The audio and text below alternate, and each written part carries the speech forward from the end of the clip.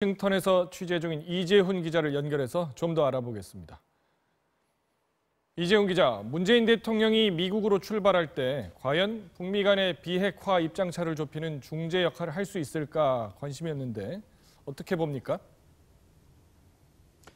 네, 오늘 트럼프 대통령의 언급을 보면 여러 면에서 문재인 대통령과 우리 정부의 역할에 대해 긍정적으로 평가하고 있는 것을 알 수 있습니다. 북미 정상회담을 중재하는 문재인 대통령의 역할을 어떻게 보느냐는 한국 기자의 질문에 트럼프 대통령은 신뢰한다고 답했는데요. 이 대목 들어보시죠.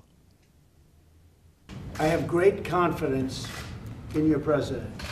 I think that he's brought a different perspective to the talks with North Korea. That's called an A+ rating, right? Mr. President, Maybe we'll take a couple of others. thank you, Mr. President. What are your conditions for? How much confidence and trust do you have in 북미 간의 간극과 입장차를 좁히는 데 주력해온 문 대통령의 역할을 높이 평가하고 있다는 취지의 말입니다.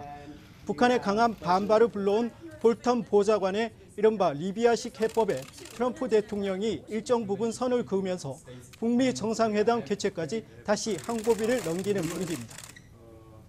앞서 이 전해드린 내용들은 대체로 두 정상이 기자들 앞에서 말한 것들 위주였는데 실제로 회담 때 두 정상 간에 나눈 대화는 어떤 것들이 있는지요?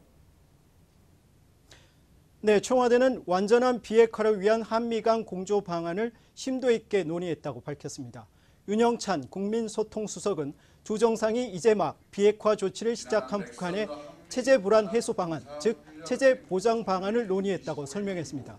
샌더스 백악관 대변인도 두 정상의 대화가 북미 정상회담 준비에 집중됐다고 밝혔습니다. 두 정상이 논의한 바로는 한반도 종전선언을 할 당사자로 중국을 포함시키지는 않은 것 같던데요. 어떻습니까? 네, 한미 두 정상은 북미 정상회담 이후 남북미 세 나라가 종전선언을 하는 방안에 대해 의견을 나눴습니다. 그런데 중국은 자신들도 종전선언에 참여해야 한다는 주장을 계속해왔는데요. 우리 정부로서는 종전선언 과정에서 미국은 물론 중국과도 입장을 조율해야 하는 과제를 안게 될 것으로 보입니다. 네, 이제 문 대통령이 귀국을 하면 이번 회담 내용을 김정은 위원장과도 공유하지 않을까 싶은데 어떻게 보십니까? 네, 먼저 남북 정상 간 한라인 통화가 가능성이 나옵니다.